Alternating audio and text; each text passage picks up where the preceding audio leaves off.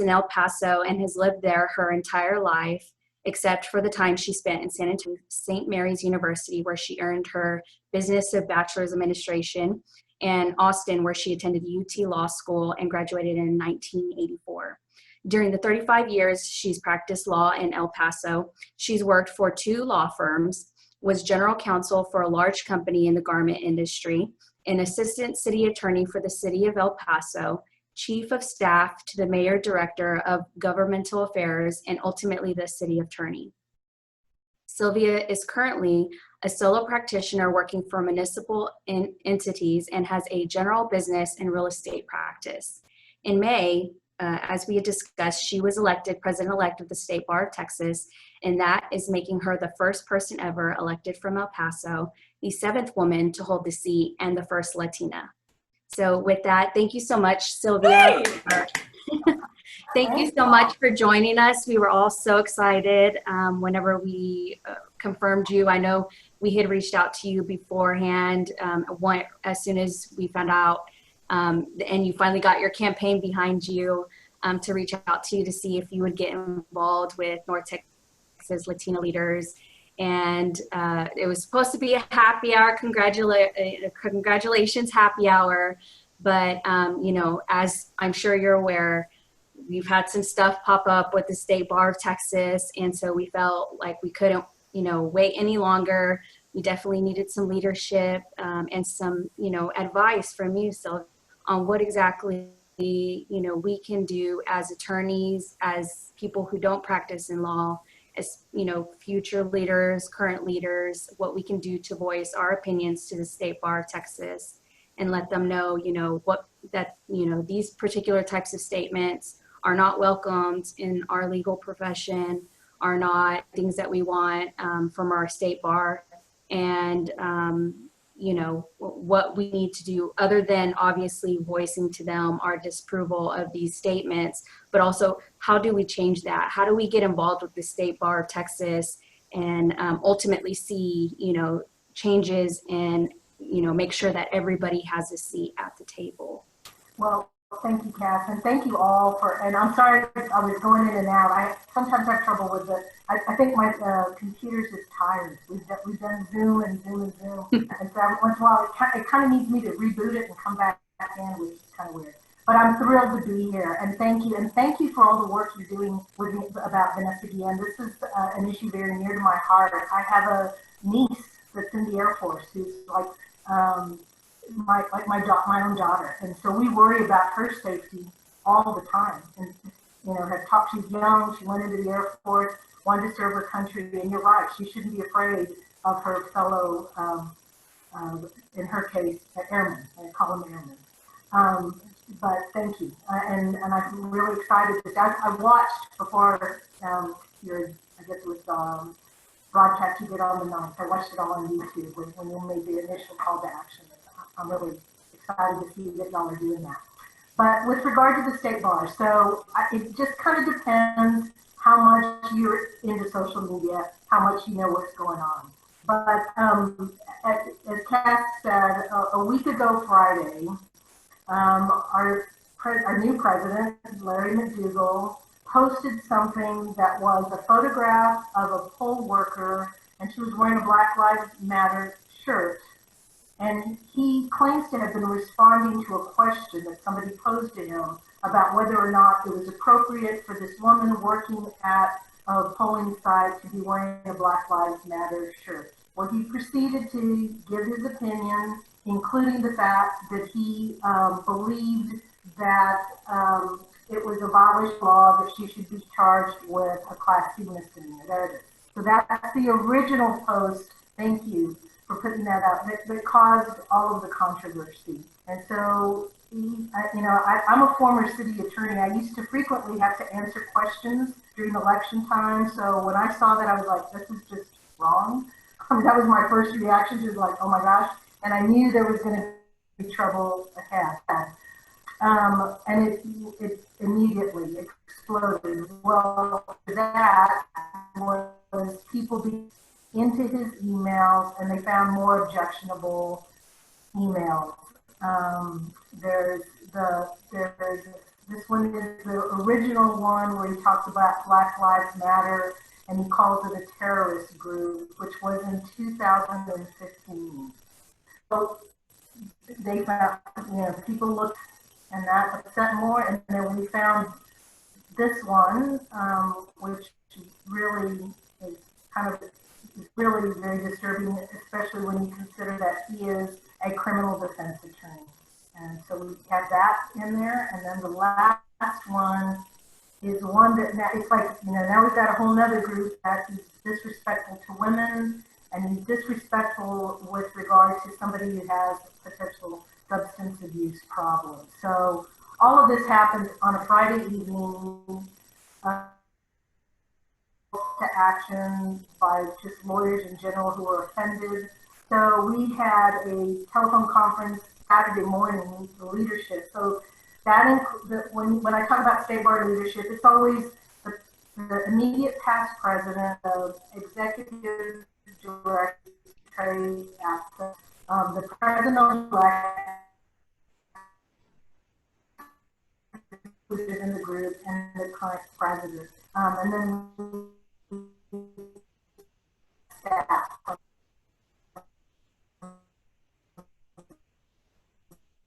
And then we got together to do our own statement that was to, people say it rises to the level of being a censure, that what we said with regards to that, and it was intended to be of that kind of message. Not only did we disclaim anything he said, we distanced from him, if you will, we said everything that the state bar mission is all about diversity and inclusion and no racism, etc.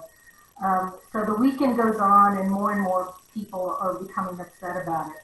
Well, we knew right away that we were going to have to call an emergency. The State Bar Board, under regular circumstances, only meets quarterly. But we knew this was important enough that we wanted to address it, and we wanted to address it with the full board. And we were going to schedule a meeting, and then in the midst of all of this, we find out that Larry is on his way to the hospital for an emergency. Can't talk about it because for his privacy reasons, right? We know about it, and so we were really concerned that people were going to think state bar leadership with regard to this. But we felt like, the humanity, we had to give him time to deal with his medical crisis. But we weren't talking about it. We were, it was a really awkward place to be, but in this one instance was a good thing, I guess, for us that Steve Fisher, who is a whole nother character that will come into play in a little bit, revealed it, said he was on his way to the hospital, etc. And so now people knew, and then it was interesting because you could see people on social media reacting. First, people were not believing it, and then they kind of came around to believing it. So, okay, if he's really sick, yeah, give him some time. So that's what we've been doing. In the meantime, we have notified the board, and different board members have been reaching out to their constituency to gather input, and then we're having the meeting. It's posted how it is that you all can engage, and it is important to send in your thoughts on the matter, even if it's just a short email. A lot of people have just said we support the letter that was submitted by the African American Law Section, which was a call to action for the bar. We are asking you to. They have a list of 6 particular items that they want Larry to do, which means the state bar, really. And then if he doesn't do that, then they're going to ask for his resignation. We've gotten different letters and different people with different ideas about what should be done. And I guess what I want to impress upon you all that, whenever something horrible happens, there's usually something good that comes from it. So in the meantime, before this has even started, I'm actually speaking to state bar leadership, telling them, okay, I want to get started on my presidential year initiatives, because every time when you're president, you get to have your initiatives and your focus. So while I was running my campaign, I started from running my campaign talking about diversity, equity, inclusion. That was my whole purpose for running. That was my whole reason why I got involved in the state bar to begin with. And so I wanted to start working on those things And I had this notion that's different than past presidents. I wanted my initiatives to come from the bar. Instead of being top down, I have these ideas, this is what I want to do. I wanted to just create the theme of being diversity, equity, inclusion, but I wanted it to come from to the degree that I could, just lawyers, just run-of-the-mill, everyday lawyers. What kind of things could the state bar be doing to improve these situations? So I had already asked for the creation of a task force to kind of reach out into the different, we call them affinity groups, and to find out what could and couldn't be done. Well, as is typically the case, and just slow down, you're just the president-elect. Not yet, it's not your turn yet. Wait till the second year. And I said, well, Lord, I need to get this studying information. Give us a little time. We need to get Larry started on his year, blah, blah.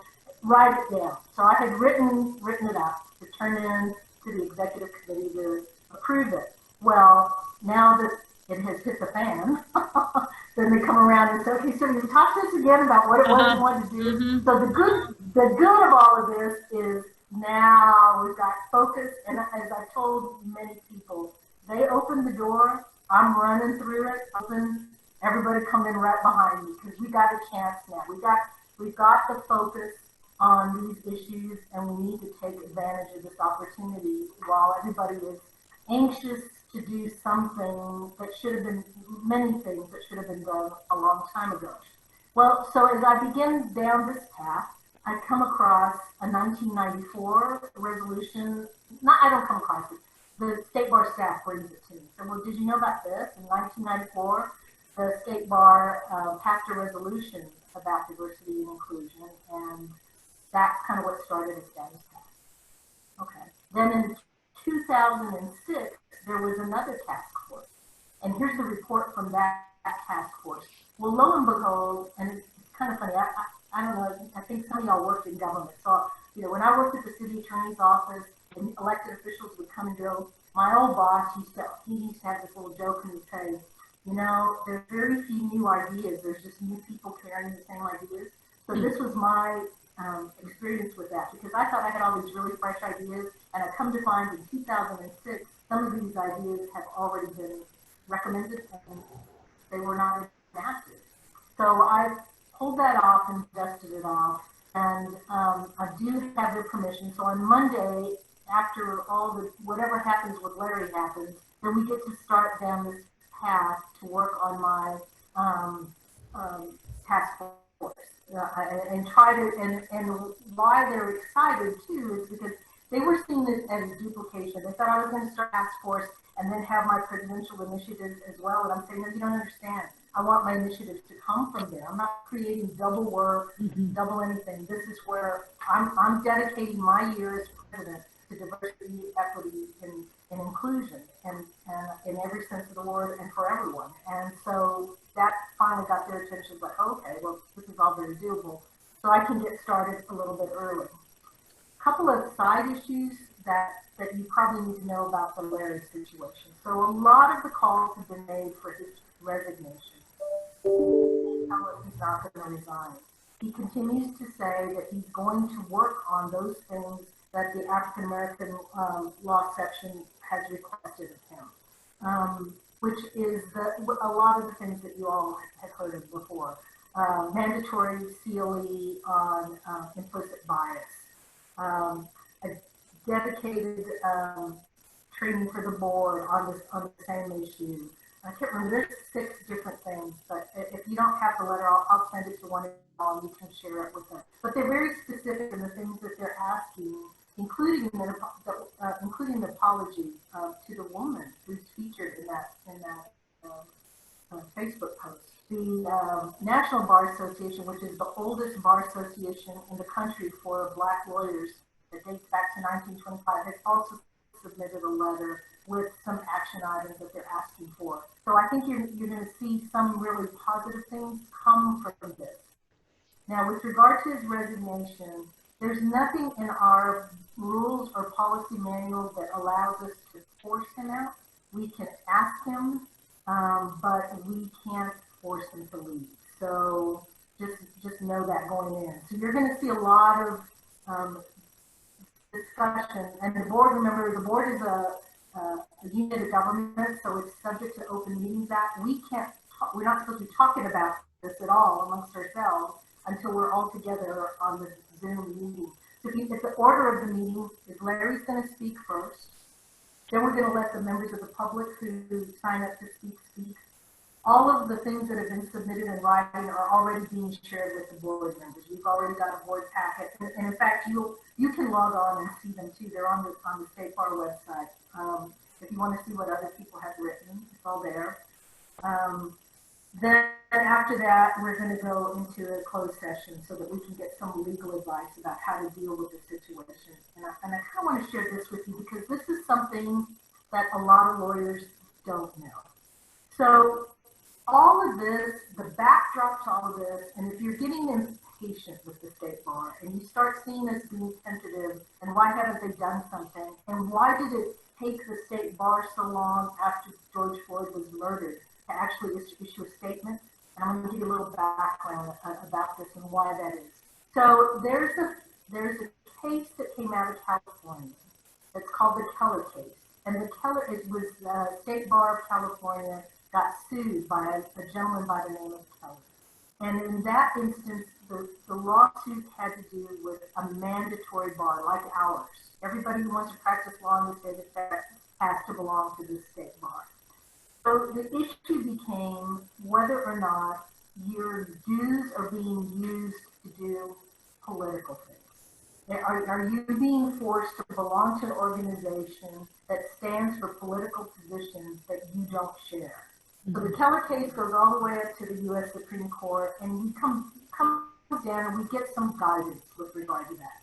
So all along, the State Bar is covered by that, and is very, very careful about trying not to cross the line into political statements. Now, we all believe, and issues of diversity, the values of diversity and equity, those are not political. That should be a goal shared by everybody. And the State Bar has always done it, and that's why the State Bar has the Office of Minority Affairs and all of the initiatives that we do. But in the background, you just need to know. And if you're on the State Bar board, they will remind you, we can't do this because of Keller. It's like a common theme that you hear over and over again. It comes very prevalent during the legislative session when people come forward and ask us to support bills or to allow that the State Bar is supporting something. And more often than not, the State Bar has to say no. So everything, the Keller is, you're limited to actions that are regulating the legal profession and improving the quality of legal service. The position has always been diversity and inclusion improves the quality of legal service. So that case is from the 1990s. So it's kind of sitting out there in the background. So in March of 2019, here comes another lawsuit, and it's styled McDonald versus Sorrells right now. It was original McDonald versus Longley, and it's a challenge to a mandatory bar, and it's coming at a time there's a national movement. So there's been a lawsuit filed in Texas, North Dakota, Louisiana, Oklahoma, Oregon, Michigan, and Wisconsin, states that have mandatory bars. And the lawsuit is that it's unconstitutional to require lawyers to belong. It's the same argument again. They challenge programs in Texas that they claim exceed the bar's core regulatory functions. They say the bar should only exist to regulate and discipline lawyers. All the other stuff is surplus, and nobody should have to pay for it. And they specifically call out, they say the State Bar of Texas engages in numerous diversity initiatives based on attorneys' race, gender, and sexual orientation. The State Bar promotes access to justice initiatives that, for example, seek to prevent the deportation of individuals who entered the United States without authorization through the southern border. The State Bar imposes a $65 legal services fee on certain attorneys to fund legal aid programs. And then it says the State Bar operates a legislative program that drafts and advocates for passage of legislation. So they're using all of those activities to say that we should not exist. The State Bar should be dismantled because we engage in these political type activities or things that are beyond the core function. And the plaintiff's original complaint goes far. If you go to the State Bar website, you can find them. They're actually there, but most lawyers don't pay attention. They are critical of the fact we have an Office of Minority Affairs, and it lists all the programs that we have. And they said that's proof positive that the State Bar should not exist as a mandatory bar. Well, on top of everything else, so when this lawsuit first got filed in 2019, the State Bar spoke to the Attorney General because remember, we're an arm of the state, and the Attorney General's office is supposed to allow defense for us. Well, not only did the Attorney General refuse to defend us, he's filed an amicus brief on the other side.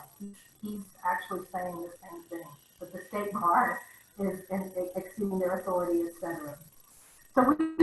So all of these cases are all working their way to the U.S. Supreme Court level, and they're getting there at different times and moving through the system. The Texas case was granted summary judgment motion, and there was early part of June.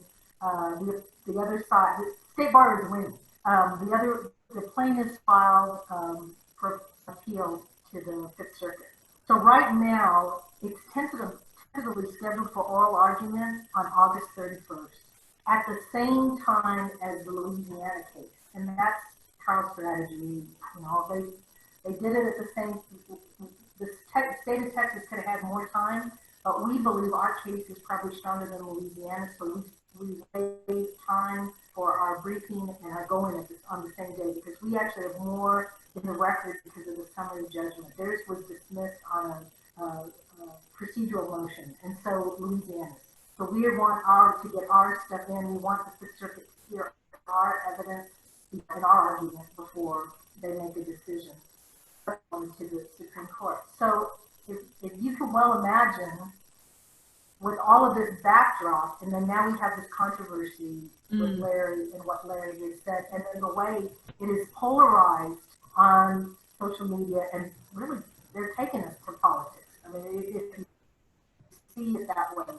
So I just cut through because it's really important to understand if you see the State Bar Board being less aggressive as maybe they want to be, is because of this backdrop of trying to preserve the board. So, State Bar.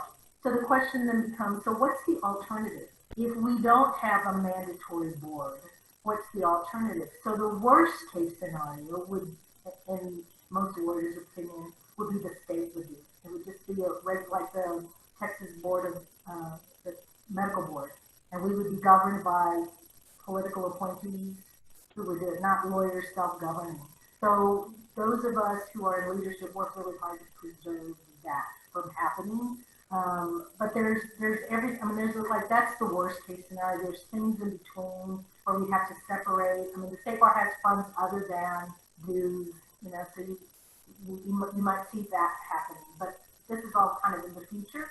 But I did want, because a lot of lawyers don't know it. When I was campaigning, I found that out, that a lot of lawyers don't even know that the future of the State Bar itself is in jeopardy, and what's happening right now may well be a tipping point. In fact, there was some commentary on social media where I think it was Steve Fisher said something about Larry going to the side, going to the side of Ken Paxton, blah, blah, blah, blah, blah. And people are like, what is that all about? Well, this is what it's about, apparently this. I don't, that's Steve Fisher. If anybody has experience with Steve Fisher, and he's a fellow old Pathman, and so I'm sorry to have to say that, but his credibility is... It's shot. It's shot. Yeah.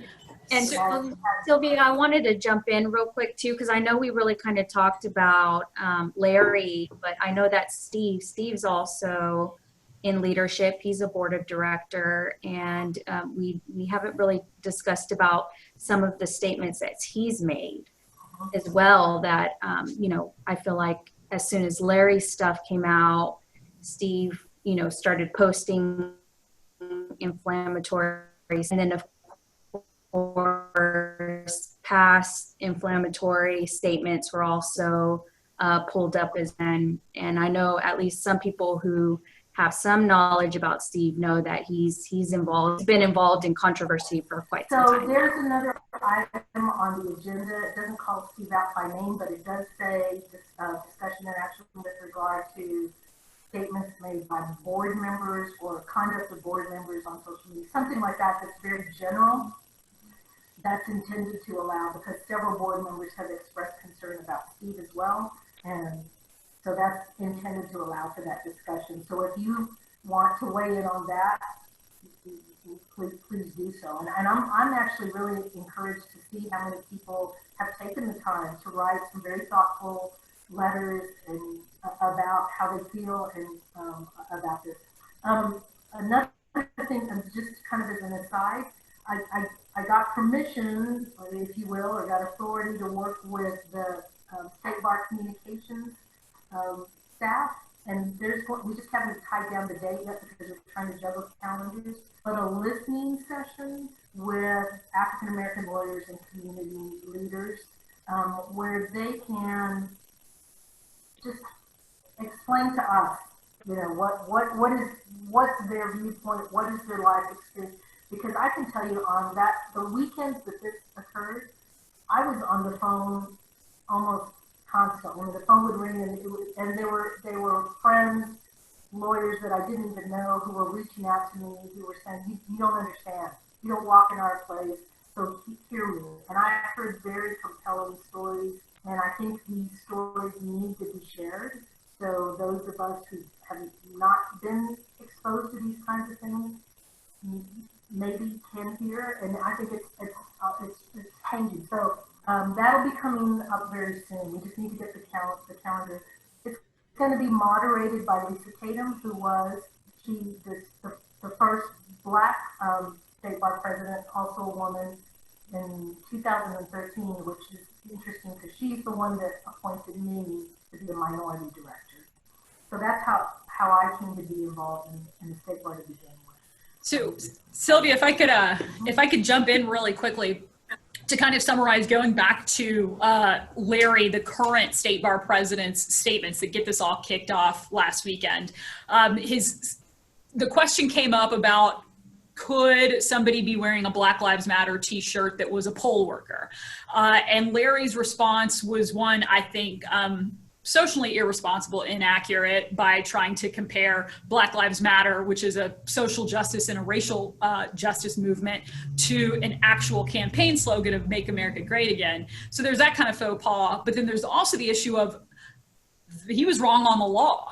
Is that right? His assertion in his response to that was just wrong on the, like, he's just being a bad lawyer in that, which is problematic, right? So even if you're not on board with the t-shirt, and I am, and I'll say it all day long, Black Lives Matter, it's sloppy from a professional standpoint, right? I mean, it's bad advice to be putting out there from the seat of being the president of the organization that we're all required to be members of if we want to be in this profession, right? And the other thing too is that kind of what I was hearing, and I'm so glad that you and the staff were ready to, you said a door is open and you're going to run through it. And I so appreciate that. And they were, dusting off old, initiatives or things that had already been mentioned. But I find it really funny. This seems like a kind of a good example of, here's a woman, here's a Latina who is ready to roll up her sleeves and get the work done. And hopefully someone else doesn't come along and try to take credit for it. And so thank you for spearheading that. And then the last thing I wanted to say is, in that listening session, and I'm looking forward to that I hope that it doesn't just stop there, and that we're making sure that there's equity in place at the board, because it shouldn't be the job of our Black colleagues to sit here and tell us all the horrible shit they've had to go through just to be in this profession. I think it's kind of incumbent upon the rest of us that may or may not be BIPOC to do the heavy lifting and inform and educate ourselves, and not always put that emotional burden on them. So I just wanted to kind of highlight that. But thank you so much for spearheading and, yeah, just getting ready to do the work before the titles even, before your day one's even gotten kicked off.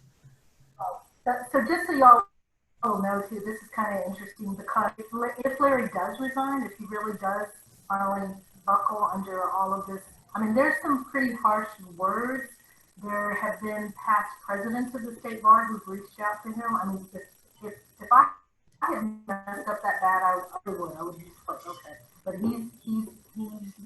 I don't think he's going to. But if he did, then, so we looked at the rules. So if he does, I get the remainder of his term, unless there's less than 6 months left. If there's, so it's kind of funny. Oh, and then we have to have a special election to backfill the president-elect spot. So here in the middle of a pandemic, we're supposed to have a special, I mean, the election that I was in was already the longest election that had ever happened with the state bar. Believe me, it was grueling. And so the idea of like starting up another one right behind it is just unforgivable. But if Larry undertakes to do these things in the last 6 months, to January, then I get 6 months and then my term. So the only reason that that's important to me is because I want to make appointments. So I've also made a real commitment to outreach and look for minority people and people who are not already involved in the bar. The bar is kind of self-perpetuating, and so when you go to make those assignments, who do you go to? The same people that you know. Yeah. And I've been working really hard to reach further out and try to find people that are not traditionally involved in the bar. And that was the other commitment. I've also gotten, I'm working on doing, like, you know, when you all invite your state bar president to come and they do their little canned speech that they do everywhere they go. Randy Storrow did the one that was on there, 30 minutes, 30 benefits from being it. Mine, I wanted to be about how to get involved, how many different ways. And if you don't have time to run to be a director, maybe you have time to be on a committee. If you don't have, there's different ways for people to just plug in and can kind of go in and out of bar service. And the reason is when the bar looks around and when they called me up and asked me if I wanted to be the president of the state, to run for president of the state bar. I said, no, absolutely not. You know, number one, nobody's ever won from El Paso. You know, Hispanic women's never, the women can't win. I mean, we've only had 6 women. Well, I have better things to do with my time. I'm not about tilting at windmills. I'm not doing this. They called me back. And it was another woman that called me. And she said, Sylvia, I really think you need to do this. And finally, I just threw my name in and after a while got a little bit militant about it because it's now going to tell me no. Tell me no. Tell me I'm not qualified to do this. Yeah. After a while, it kind of turned from this to, and I thought there's just not enough. When you look at the list that they start from, there's not enough women, there's not enough Hispanics. And I have news for you. Right now on the state bar board, there is not one Black elected director. Not one. And that to me is shameful. I mean, and all the Black lawyers that we all know that are eminently qualified, there's not one that could run for state bar director and have the seat. So I also think we need to do a better job recruiting people to run for those director seats, because when they go, and I was just sat through my first nominations and election committee. They come and they bring you a 3-ring binder that has the names of past directors. So if that pool doesn't have a lot of women, Latinas, whatever, then you're not getting there. So I made an argument that just not having been involved in state bar doesn't mean you're not qualified. People should be able to self-nominate and get there. They claim yes that they do, and I said, okay, I want to see it. And just so y'all know, in case anybody's interested, if you look in the bar journal, there's a thing in there about how to self-nominate yourself to be considered for the president-elect. And I was not a state bar person. I only came, and if you look at, when I was running, if you looked at Pablo and you looked at me, Pablo had been involved in the state bar for lots of years and had lots and lots of different positions. I only had one, and it was a minority director position. But I had been president of the Texas City Attorneys Association. I had comparable, like if anybody works in civil service, I had comparable experience from somewhere else. The Nominations and Elections Committee gave that weight. And I think we need to continue arguing that. It's just because you haven't been a state bar groupie working your way up the what doesn't mean you don't have the experience to be a state bar president. You get pushback on that one. They tell you president of the state bar is not an entry-level job. I said, I get it. It's not. And you need to have some experience, but we need to get more people in the pipeline, and we need to make the argument that, and we need to step up and self-nominate. That's it. How funny though, the idea of like, oh, this isn't entry level, but like if Chisme turns into a reality show, I think I'm going to self-nominate for like the highest executive in the land is what I've learned. Sylvia, thank you so much.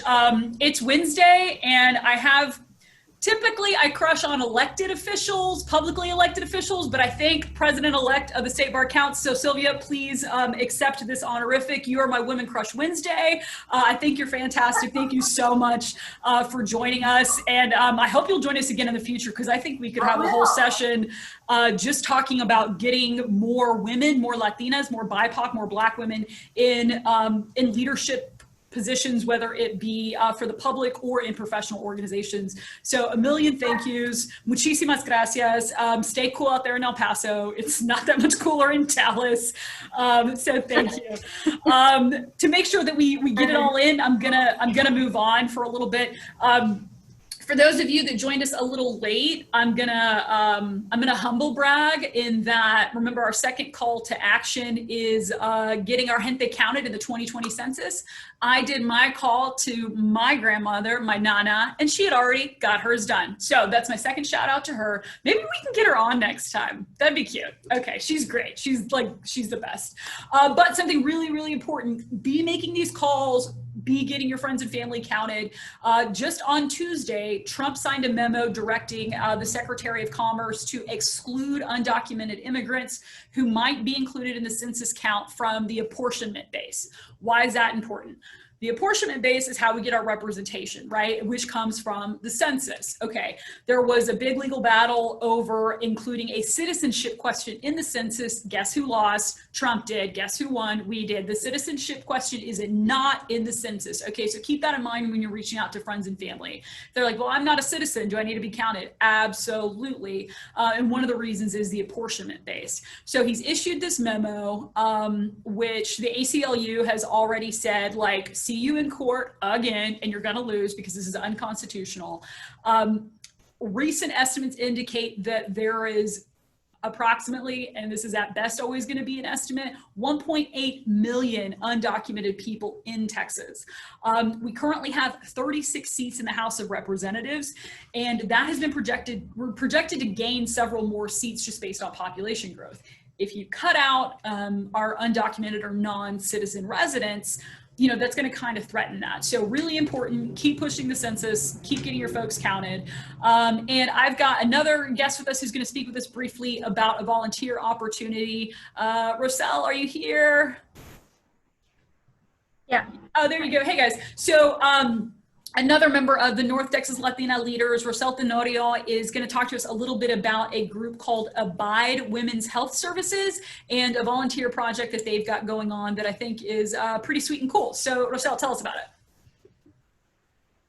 Yeah, so if you're not familiar with Abide, it's a nonprofit that opened in 2018, and its mission is to improve birth outcomes in communities with the lowest quality of care. So that's why they chose South Dallas. It is a very high rate of infant and maternal mortality rate. So we are working on reducing.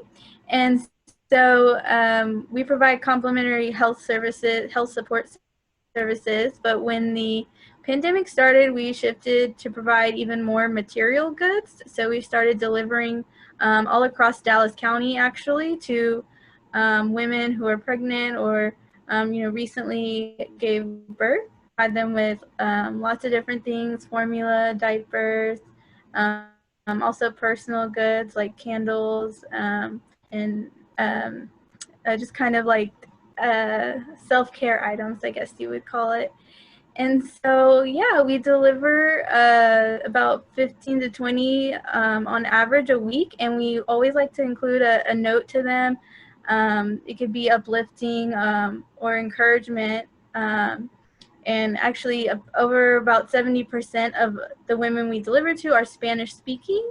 So we right now, we have a project going on for volunteers, if you would like to write notes, you don't have to like address them to anyone like by name in particular. Just write something in Spanish that is supportive and uplifting for them, and mail them to Abide. I can enter address in the chat, and I'm sure Alyssa could also send it out. But yeah, if you have, you know, some note cards, that don't have to be anything fancy, but just send a couple. It definitely only takes a minute to write a few out and mail them together to our address, and then we'll individually put them in the bags to be delivered to the client.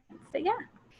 Awesome. Thank you so much, Roselle. I'm actually really excited to participate in this. I think, like, think about the last time you got an item in the mail that wasn't from Amazon, that wasn't a bill, that you were excited to receive, like a card or something. I just think that's really sweet, and it's a nice touch. And if you're a Spanish speaker, or if you just want to dust off your 7th grade Spanish, that's okay. It's a great way to practice. Maybe you'll make a pen pal, but I think you'll definitely make somebody's day in supporting these women and new mothers that are in these high-risk communities. So thank you much, Roselle, for bringing that to our attention and sharing it with us. Absolutely. I'm going to go ahead and close out our hour now. Oh man, I'm 1 minute under the hour. Whew, man, that's good. With a group of lawyers, that's like very timely. So I just kind of have a closing statement I want to offer. Last time I tried to close off by doing an homage to Walter Mercado, but upon rewatching myself and then watching his documentary on Netflix, which if you haven't checked it out, please do. I had no clue how much he would mean to me as like a queer Latina. And then I watched it and I was like, happy crying, sad crying, like the full spectrum of Mexican crying took place in that documentary. Anyways, I will not be dishonoring him with my sad attempt at giving you mucho amor. So instead, I'm going to stick to what I know best, and that's closing arguments. And so here are my parting thoughts, especially when we're talking about being critical of our country, of our state, of our profession, of our armed services.